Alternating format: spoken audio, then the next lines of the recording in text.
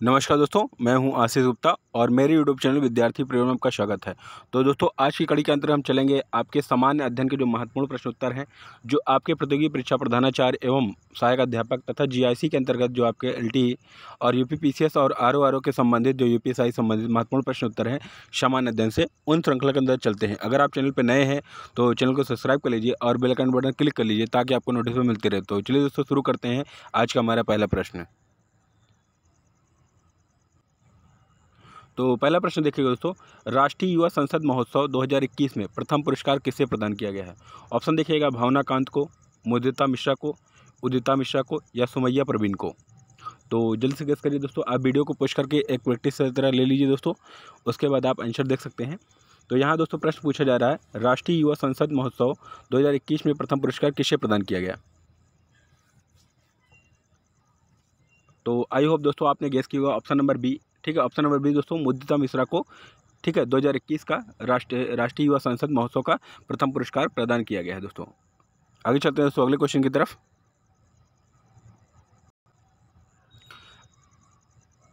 अगला क्वेश्चन देखिए दोस्तों, वेरी इंपॉर्टेंट क्वेश्चन है। देश का पहला गिद्ध संरक्षण केंद्र कहाँ स्थापित किया गया है? यानी देश का पहला गिद्ध संरक्षण केंद्र कहाँ स्थापित किया गया है? ऑप्शन देखिएगा, चंदौली उत्तर प्रदेश में, अमृतसर पंजाब में, पिंजौर, यहाँ पे एक मात्रा और लगा लीजिए दोस्तों, पिंजौर हरियाणा में और गोरखपुर उत्तर प्रदेश में। तो जल्दी से बताइए दोस्तों, जो आपका देश का पहला गिद्ध संरक्षण केंद्र वो कहाँ स्थापित किया गया है? आप इसे दोस्तों वेरी वेरी इंपॉर्टेंट का अंतर रखिएगा और आप इसे हो सके तो इसे नोट डाउन कर लीजिए या आप इसकी शॉर्ट भी ले सकते हैं। तो चलिए दोस्तों जल्दी फटाफट बताइए। तो दोस्तों ये जो आपका देश का पहला जो गिद्ध संरक्षण केंद्र है वह स्थापित किया गया है जो आपका पिंजौर यानी हरियाणा का जो क्षेत्र है आपका पिंजौर में स्थापित किया गया है दोस्तों। आगे चलते हैं दोस्तों अगले क्वेश्चन की तरफ। अगला क्वेश्चन देखिए दोस्तों, 16 अक्टूबर 2020 को अंतर्राष्ट्रीय मुद्रा कोष IMF, ठीक है दोस्तों, IMF, ठीक है दोस्तों, ये 16 अक्टूबर 2020 को अंतर्राष्ट्रीय मुद्रा कोष का 190वां सदस्य देश कौन बना? यहाँ पे देखिए ऑप्शन दोस्तों, एंडोरा, मोरक्को, सूडान या इनमें से कोई नहीं। तो जल्दी से बताइए दोस्तों, जो IMF है आपका इंटरनेशनल मुद्रा फंड जिसे हम लोग बोलते हैं, 190वां जो मेंबरशिप की संस्था ली है दोस्तों, वो किसने ली है?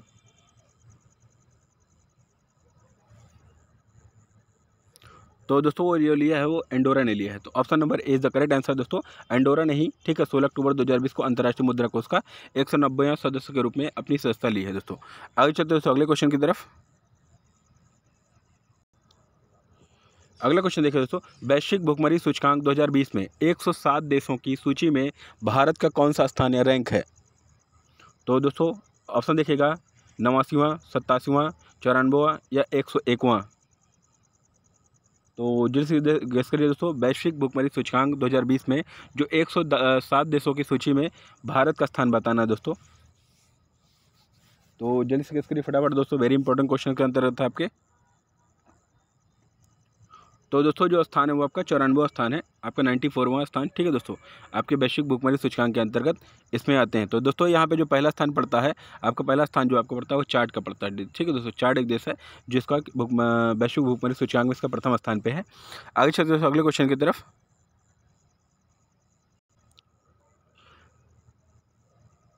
अगला क्वेश्चन देखिए दोस्तों, 23 जनवरी 2022 को, ठीक है, नेता सुभाष चंद्र बोस की कौन सी जयंती मनाई जाएगी?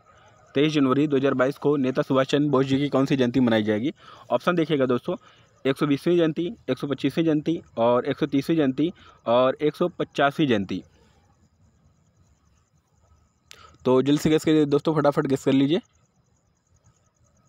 तो दोस्तों जो मनाई जाएगी वो 125वीं जयंती मनाई जाएगी, ठीक है दोस्तों, 125वीं जयंती मनाई जाएगी 2022 में, ठीक है दोस्तों। Option number B is the correct answer. तो दोस्तों यहाँ पर एक खास पॉइंट जान जाइए, नेता सुभाष चंद्र की जो जयंती है वो हम लोग राष्ट्रीय पराक्रम, ठीक है दोस्तों, राष्ट्रीय पराक्रम दिवस के रूप में मनाएंगे दोस्तों, ठीक है, राष्ट्रीय पराक्रम दिवस के रूप में मनाएंगे। और इस बार भारत सरकार द्वारा इनके जो जन्मदिन को राष्ट्रीय पराक्रम दिवस के रूप में मनाया गया। तो दोस्तों इसे आप नोट डाउन कर लीजिए, वेरी वेरी इंपॉर्टेंट है, आपके एग्जामों में पूछा जा सकता है। आगे चलते दोस्तों अगले क्वेश्चन की तरफ। अगला क्वेश्चन देखिए दोस्तों, मानव के प्रणेता महर्षि अरविंद नामक पुस्तक की रचना किसने की है? मानव के प्रणेता महर्षि अरविंद नामक पुस्तक की रचना किसने की है? एस जयशंकर, अमित शाह जी, रमेश पोखरियाल निशंक या नरेंद्र दामोदर दास मोदी। तो किसने किया दोस्तों, आपको फटाफट गेस करिए, बताइए। मानवता के प्रणेता महर्षि अरविंद नामक पुस्तक की रचना किसने की है?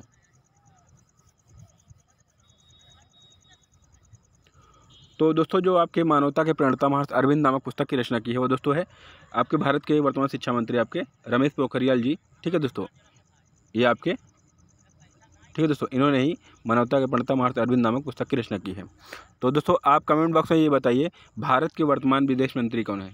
फटाफट दोस्तों कमेंट बॉक्स में बताइए दोस्तों, भारत के वर्तमान विदेश मंत्री, फॉरेन मिनिस्टर आपको बताना है दोस्तों। जल्दी से आप कमेंट बॉक्स में बताइए। अगर आपको वीडियो अच्छा लग रहा है तो दोस्तों लाइक कर दीजिए। अगर किसी प्रकार की कोई समस्या होती है तो कमेंट बॉक्स में बताइए दोस्तों। आगे चलते हैं दोस्तों अगले क्वेश्चन की तरफ। अगला क्वेश्चन देखिए दोस्तों, विश्व नागरिक सुरक्षा दिवस कब मनाया जाता है? 1 मार्च को, 1 सितंबर को, 4 अगस्त को या 5 दिसंबर को? तो दोस्तों विश्व नागरिक सुरक्षा दिवस कब मनाया जाता है? जल्दी से गेस करिए दोस्तों।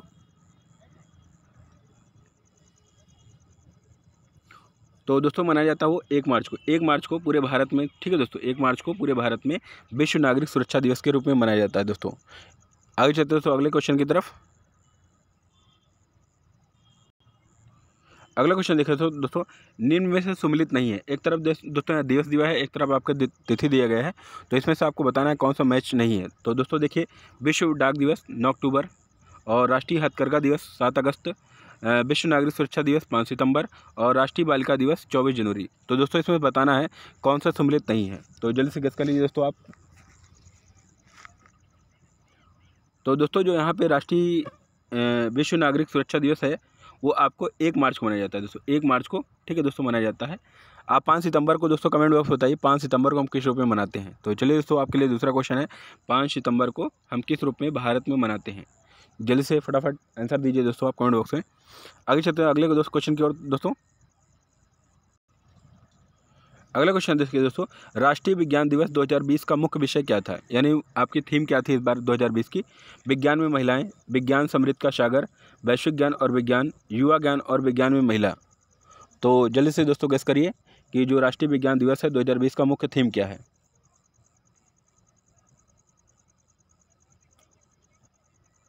तो दोस्तों जो आपका राष्ट्रीय विज्ञान दिवस 2020 का मुख्य थीम है वो आपका विज्ञान में महिलाएं, ठीक है, विज्ञान में महिलाएं, ठीक है, वुमेन ऑफ साइंस कह सकते हैं दोस्तों। ये इस बार का हमारा 2020 का राष्ट्रीय विज्ञान दिवस के मुख्य थीम थी। तो दोस्तों अगर आप ऐसे ही वीडियो देखना चाहते हैं इसे तो आप हमारे चैनल को सब्सक्राइब कर लीजिए और बेल आइकन बटन क्लिक कर लीजिए ताकि आपको सारे नोटिफिकेशन मिलते रहे। अगर इससे पहले का आपने वीडियो नहीं देखा है तो दोस्तों आई बटन क्लिक करके आप इसे देख सकते हैं। आगे चलते हैं दोस्तों अगले क्वेश्चन की तरफ। अगला क्वेश्चन दोस्तों, नवंबर 2020 में आए चक्रवाती तूफान निवार ने किस देश में हानि पहुंचाई थी दोस्तों? नवंबर 2020 में आए चक्रवाती तूफान निवार ने किस देश में, यहाँ थोड़ा सा सही कर लीजिए दोस्तों, हानि पहुंचाई थी, कर लीजिए, हानि पहुंचाई थी। थोड़ा सा आप प्रश्न को सही कर लीजिए दोस्तों, क्योंकि लेखन शैली में थोड़ा त्रुटि हो जाती है दोस्तों, इसके क्षमा चाहेंगे। तो दोस्तों यहाँ पे ऑप्शन देखिएगा, प्रश्न पहले समझ जाइए दोस्तों। नवंबर 2020 में आए चक्रवाती तूफान निवार ने किस देश को प्रभावित किया था? बांग्लादेश को, भारत को, ऑस्ट्रेलिया को या पोलैंड को? तो दोस्तों प्रभावित किया था ऑप्शन नंबर बी, भारत देश को ही, ठीक है दोस्तों। निवार जो चक्रवाती तूफान था दोस्तों इसने प्रभावित किया था, तो ऑप्शन नंबर बी जो भारत आंसर है आपका। आगे चलते दोस्तों अगले क्वेश्चन की तरफ। अगला क्वेश्चन देखिए दोस्तों, वेरी वेरी इंपॉर्टेंट है, चंद्र ग्रहण क्यों होता है? ऑप्शन देखिएगा, सूर्य, पृथ्वी और चंद्रमा के बीच आ जाता है, सूर्य, पृथ्वी और चंद्रमा के बीच आ जाता है, पृथ्वी, सूर्य और चंद्रमा के बीच आ जाता है, चंद्रमा पृथ्वी और सूर्य के बीच आ जाती है, और चंद्रमा पृथ्वी और सूर्य के समकोण पर स्थित हो जाता है, तब जाके आपको चंद्र ग्रहण लगता है। तो जल्दी से गेस करिए दोस्तों, यहाँ पे चंद्र ग्रहण कब होता है आपको बताना है।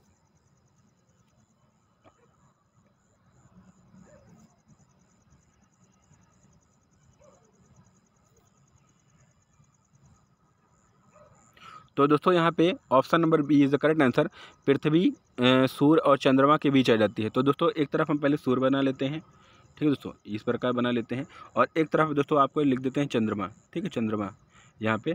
अब इसके बीच में क्या आ जाएगा दोस्तों? पृथ्वी आ जाएगी। जब पृथ्वी, यहाँ पे दोस्तों आप लिख लीजिए सूर्य, ठीक है, इस प्रकार बना लीजिए आप एक छोटा सा। तो जब पृथ्वी क्या होता है दोस्तों? सूर्य और चंद्रमा के बीच में आ जाती है, ठीक है दोस्तों, तब जाके क्या लगता है? चंद्र ग्रहण लगता है दोस्तों, ठीक है दोस्तों। Option number B is the correct answer दोस्तों। यहाँ पर आप देख लीजिए, पृथ्वी, सूर्य और चंद्रमा के बीच जब आ जाती है तब जाके चंद्र ग्रहण लगता है। तो दोस्तों अमावस्या के दिन लगता है, ये भी याद रखिएगा दोस्तों, पूछा भी जाता है अमावस्या के दिन चंद्रग्रहण लगता है।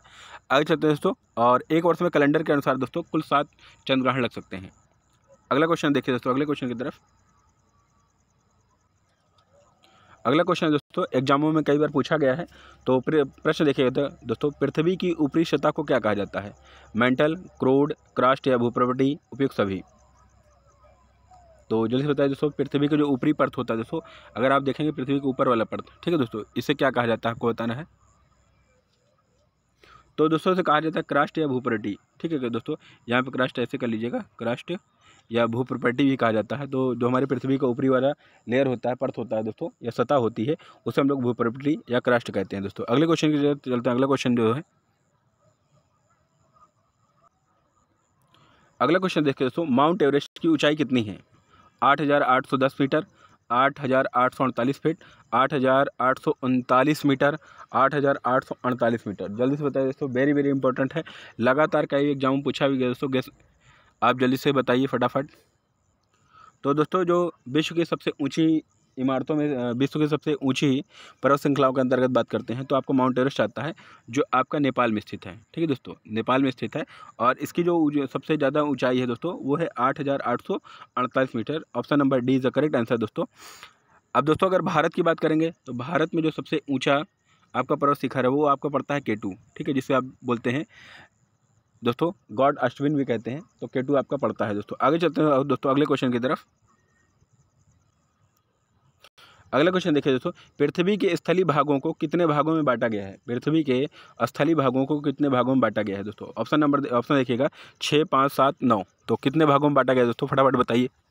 जो पृथ्वी का स्थलीय भाग है, उसको कितने भागों में बांटा गया है? तो दोस्तों जो पृथ्वी के स्थलीय भागों को बांटा गया है, वो बांटा गया है 7, जिसे हम लोग दोस्तों महाद्वीप की संज्ञा देते हैं, ठीक है दोस्तों, महाद्वीप की संज्ञा देते हैं। इसलिए यहाँ पे दोस्तों जो 7 महाद्वीप के रूप में हम लोग देखते हैं, पृथ्वी के जो स्थलीय भाग है उसको 7 भागों में बांटा गया है दोस्तों, ठीक है दोस्तों। आगे चलते हैं दोस्तों अगले क्वेश्चन की तरफ। अगला क्वेश्चन देखिए दोस्तों, तीनों रेखाएं कर्क रेखा, मकर रेखा और विषुवत रेखा किस महाद्वीप से होकर गुजरती हैं? यानी जो हमारे पृथ्वी के बीचों बीच गुजरने वाली जो है तीनों रेखाएं कर्क रेखा, मकर रेखा और विषुवत रेखा किस महाद्वीप से होकर गुजरती हैं दोस्तों, बताना है। एशिया महाद्वीप, अफ्रीका महाद्वीप, यूरोप महाद्वीप या दक्षिण अमेरिका महाद्वीप। तो जल्दी से दोस्तों फटाफट बताइए किस महाद्वीप से होकर गुजरती हैं।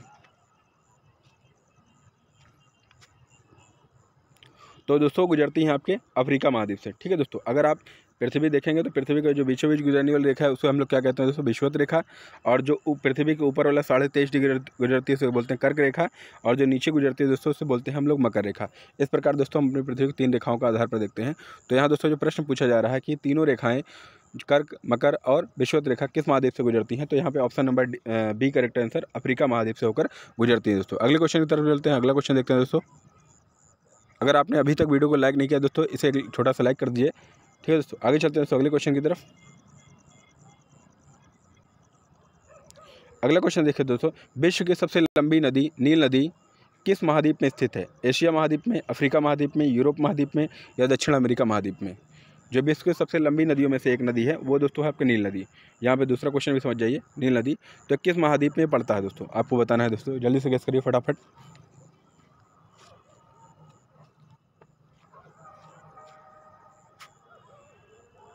तो दोस्तों ये पड़ता है आपका अफ्रीका महाद्वीप में, ठीक है दोस्तों। अफ्रीका महाद्वीप में जो विश्व की यानी दुनिया की सबसे बड़ी नदियों में से एक नदी है वो आपको पड़ता है नील नदी दोस्तों। तो अफ्रीका महाद्वीप के अंतर्गत ये आता है। आगे चलते हैं दोस्तों अगले क्वेश्चन की तरफ। अगला क्वेश्चन दोस्तों, जीवनदायिनी गैस किसे कहा जाता है? यह प्राणवायु कह सकते हैं दोस्तों या जीवनदायिनी कह सकते हैं। तो जीवनदायिनी गैस किसे कहते हैं? ऑक्सीजन को, मीथेन को, नाइट्रोजन को या कार्बन डाइऑक्साइड को? तो जल्द से बताइए दोस्तों, जीवनदायिनी या प्राणवायु। हम लोग दोस्तों कभी कभार प्राणवायु भी आपसे एग्जाम पूछा गया, यूपी टेट के अंतर्गत और सीटेट के अंतर्गत ये प्रश्न आपसे पूछे गए हैं। तो दोस्तों यहाँ पे जल्दी से गेस कर लीजिए फटाफट, जीवनदायिनी गैस किसे कहते हैं? ऑक्सीजन को, मीथेन को, नाइट्रोजन को, कार्बन डाइऑक्साइड को? तो दोस्तों जो आपको जीवनदायिनी या प्राणवायु गैस कहते हैं वो दोस्तों कहते हैं ऑक्सीजन को। Option number is the correct answer दोस्तों, ऑक्सीजन को यहाँ पे कहा जाता है, ए फॉर ऑक्सीजन, ठीक है दोस्तों, ये भी कह सकते हैं हम लोग। आगे चलते दोस्तों अगले क्वेश्चन की तरफ।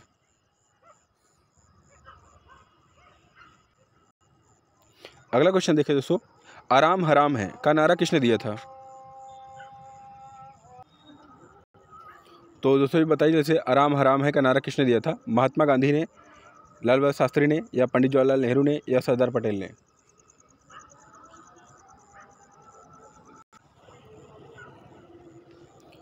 तो दोस्तों यहाँ पर जो ऑप्शन जल्दी से गेस करिए दोस्तों फटाफट। तो दोस्तों आपका आराम हराम है का नारा, ठीक है, पंडित जवाहरलाल नेहरू ने दिया था। तो option number C is the correct answer दोस्तों। पंडित जवाहरलाल नेहरू ने ही आराम हराम का नारा दिया था दोस्तों। कई बार एग्जाम पूछा भी गया प्रश्न दोस्तों। आगे चलते दोस्तों अगले क्वेश्चन की तरफ। तो यहाँ दोस्तों जो भी आपके प्रश्न संकलित किए गए हैं वो सभी आपके, ठीक है दोस्तों, सिलेबस या पाठ्यक्रम के आधार पर किए गए हैं। बिना हिचक के आप देखते रहिए सर। अगर आप किसी प्रकार कोई कठिनाई होती है, कोई समस्या होती है, तो आप कमेंट बॉक्स में बताइए दोस्तों। आगे चलते दोस्तों अगले क्वेश्चन की तरफ। अगला क्वेश्चन देखिए दोस्तों, इंडिया विंस फ्रीडम नामक पुस्तक की रचना किसने की है? इंडिया विंस फ्रीडम नामक पुस्तक की रचना की है। वेरी वेरी इंपॉर्टेंट दोस्तों, कई बार लगातार एग्जाम में पूछे गए। अगर आपके किसी भी एग्जाम में पूछा गया दोस्तों, तो आप जरूर कमेंट बॉक्स में बताया करें दोस्तों, ताकि आपके इन प्रश्नों के और कमेंट बॉक्स के आधार पर हम लोग भी अपने क्वेश्चन को और मूवमेंट के योगदान मिलता है दोस्तों। तो दोस्तों यहाँ पे जो प्रश्न पूछा जा रहा है, इंडिया विंस फ्रीडम पुस्तक की रचना किसने की थी? तो ऑप्शन देखिएगा, अबुल कलाम आज़ाद ने, लाला हरदयाल ने, लाला लाजपत राय ने, पंडित जवाहरलाल नेहरू ने। तो जल्दी से गेस करिए दोस्तों, इंडिया विंस फ्रीडम पुस्तक की रचना किसने की थी?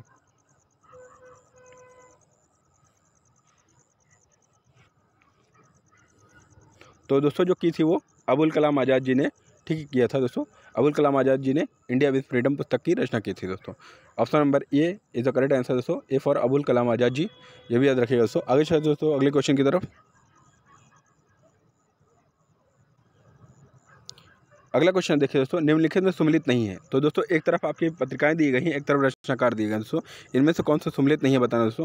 सत्यार Prakash, Dayanand Saraswati, Indian struggle Subhash Chandra Bose, India for Indians आपके चित्तरंजन दास, और लाइफ डिवाइन गोपाल कृष्ण गोखले। तो आप जल्दी से दोस्तों गेस करिए, इनमें से कौन सा सुमिलित नहीं है, यानी संकलित सही नहीं है। या आप ये दोस्तों यहाँ पे थोड़ा सा आपको कूट आधारित प्रश्न दिया गया है, एक तरीके से कूट आधारित समझ लीजिए दोस्तों। तो यहाँ दोस्तों कौन सुमिलित नहीं है आपको बताना है। तो दोस्तों ये जो संकलित नहीं है, कूट नहीं है, तो आपका लाइफ डिवाइन नहीं है। तो जो लाइफ डिवाइन पुस्तक है दोस्तों, वो आपका अरविंद घोष साहब जी की पुस्तक है। अरविंद घोष की प्रसिद्ध पुस्तक है आपका लाइफ डिवाइन दोस्तों। तो अरविंद घोष जी की है लाइफ डिवाइन, और गोपाल कृष्ण गोखले की आपके यहाँ पे सर्वेंट ऑफ इंडिया की बात करते हैं, तो दोस्तों उनकी पुस्तक है। आगे चलते हैं अगले क्वेश्चन की तरफ। अगला क्वेश्चन दोस्तों, एलोरा के प्रसिद्ध कैलाश मंदिर का निर्माण किसने करवाया था? ऑप्शन देखिएगा, कृष्ण प्रथम ने, स्कंदगुप्त ने, महेंद्र वर्मन में, नरसिंह वर्मन में। तो जल्दी से बताइए दोस्तों, एलोरा का प्रसिद्ध कैलाश मंदिर है, उसका निर्माण किस शासक ने करवाया था?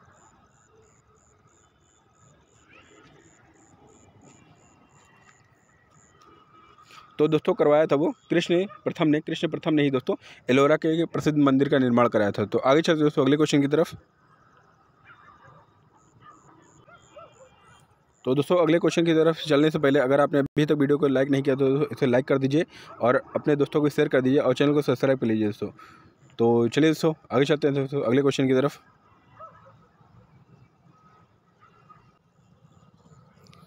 अगला क्वेश्चन देखिए दोस्तों, चोलकालीन भूमि के प्रकार में सही नहीं है। देखिएगा, गैर ब्राह्मण किसान स्वामी की भूमि को क्या कहते थे? बेलन वगाई। ब्राह्मणों को उपहार में दी गई भूमि को बोलते थे ब्राह्मदेय, और जैन संस्थानों को दान में दी गई भूमि बोलते थे पल्लीचंदनम, और जो आपका किसी विद्यालय के रख रखाव में जो भूमि दी गई थी वो बोलते थे देवादनम। तो इसमें से दोस्तों बताना है कौन सा सही नहीं है। तो जैसे कि इसके दोस्तों कौन सा सही नहीं है।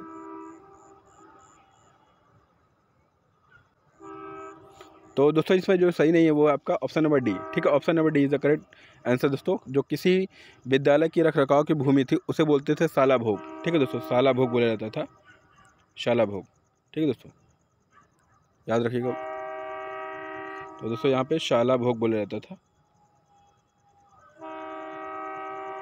ठीक दोस्तों। आगे चलते दोस्तों अगले क्वेश्चन की तरफ। अगला क्वेश्चन देखो दोस्तों, किसने अपने दरबार में सिजदा और पैबोश, ठीक है, सिजदा और पैबोश नामक दो प्रथा की शुरुआत की थी दोस्तों। किसने अपने दरबार में सिजदा और पैबोश नामक प्रथा की शुरुआत की थी? ऑप्शन देखिएगा, कुतुबुद्दीन ऐबक, इल्तुतमिश बलबन, या रजिया सुल्तान ने। तो जैसे गेस करिए दोस्तों फटाफट, ये आपके एग्जाम में पूछा गया प्रश्न है दोस्तों यूपी पीसीएस के अंतर्गत। तो यहाँ बताना दोस्तों, किसने अपने दरबार में सिजदा और पैबोश नामक प्रथा की शुरुआत की थी?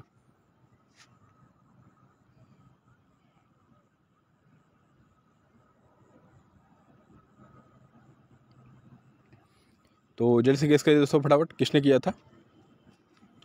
तो दोस्तों जो आपके सिजदा और जो दो प्रथाएं थी, एक तो सिजदा और दूसरा आपका पैबोश, ठीक है दोस्तों। पैबोश जो प्रथा थी, इसकी शुरुआत आपके दोस्तों बलबन ने किया था। जो आपका सुल्तान था बलबन ने ही दोस्तों ये किया था, और ये पहला ऐसा व्यक्ति था जिसने अपने नाम के आगे सुल्तान की बात कही थी दोस्तों। अगर आपसे पूछा जाता है पहला सुल्तान की जो शब्दावली लगती है वो लगाने वाला सिकंदर था दोस्तों। आगे चलते हैं दोस्तों अगले क्वेश्चन की तरफ। किंतु अगले क्वेश्चन की जाने से पहले दोस्तों सिकंदर से बलबन से 3 प्रश्न बनते हैं दोस्तों। बलबन से आप 3 प्रश्न ध्यान रखिएगा। पहला तो दोस्तों जो इल्तुतमिश द्वारा बनाया गया 40 दलों का संगठन था, ठीक है दोस्तों। 40 दलों का संगठन था जिसे हम लोग तुर्कान या चहलगानी कहते हैं। और दूसरा इसने लौ और रक्त की नीति अपनाई थी, लौ और रक्त की नीति अपनाई थी। और तीसरा आपका सिद्दा और पैबोश नामक प्रथा की शुरुआत की थी। और जो आपके दोस्तों जो इल्तुतमिश द्वारा बनाया गया आपका 40 दलों का संगठन था, इसका अंत करने वाला कौन था दोस्तों? बलबन ही था। ये भी पूछा गया प्रश्न आपसे, याद रखिएगा दोस्तों। आगे चलते हैं दोस्तों अगले क्वेश्चन की तरफ। अगला क्वेश्चन देखिए दोस्तों, हजार खंबा महल का निर्माण किसने करवाया था? कुतुबुद्दीन ऐबक ने, अलाउद्दीन खिलजी ने, बलबन ने या फिरोज शाह तुगलक ने? तो जल्द से बताइए दोस्तों, जो हजार खंबा महल का निर्माण किसने करवाया था?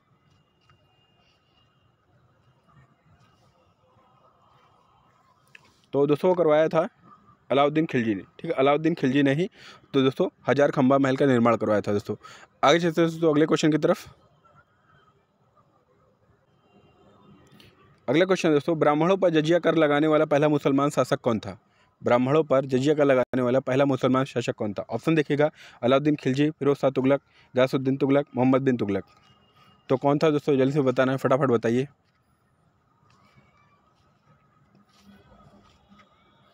तो दोस्तों वो था आपका फिरोज शाह तुगलक। फिरोज शाह तुगलक जो तुगलक वंश का शासक था, इसने ब्राह्मणों पर पहली बार, ठीक है दोस्तों, जजिया कर लगाया था। जजिया कर यानी आपसे तीर्थ यात्रों में जो लिया जाने वाला कर था, इनके अंतर्गत हम बात करते हैं दोस्तों।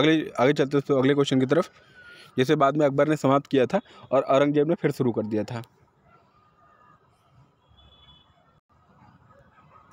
अगला क्वेश्चन है दोस्तों, विजयनगर आने वाला विदेशी यात्री बारबोसा, ठीक है, किस देश का निवासी था? इटली का, फारस का, पुर्तगाल का या जर्मनी का? तो जल्दी से गेस करिए दोस्तों फटाफट। जो विजयनगर आने वाला विदेशी यात्री बारबोसा था, वह किस देश का निवासी था?